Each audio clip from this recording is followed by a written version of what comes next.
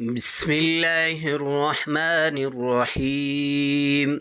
ويل لكل أفاك أثيم يسمع آيات الله تتلى عليه ثم يصر مستكبرا كأن لم يسمعها فبشره بعذاب أليم.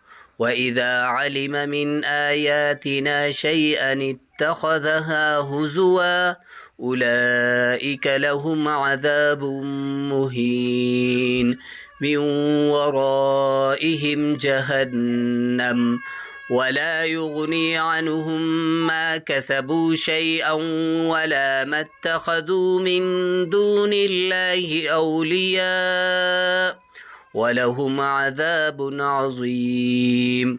هذا هدى والذين كفروا بآيات ربهم لهم عذاب من رجز أليم. الله الذي سخر لكم البحر لتجري الفلك فيه بأمره ولتبتغوا من فضله ولعلكم تشكرون. وسخر لكم ما في السماوات وما في الأرض جميعا منه إن في ذلك لآيات لقوم يتفكرون. قل للذين آمنوا يغفروا للذين لا يرجون أيام الله ليجزي قوما بما كانوا يكسبون. من عمل صالحا فلنفسه ومن أساء فعليها ثم إلى ربكم ترجعون.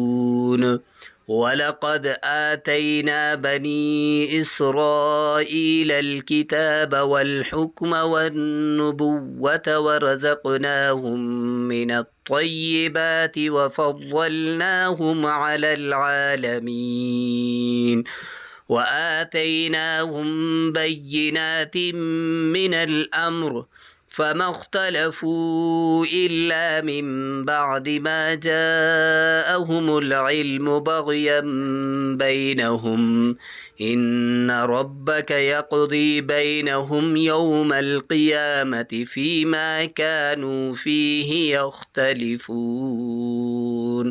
صدق الله العظيم. والسلام عليكم ورحمة الله وبركاته.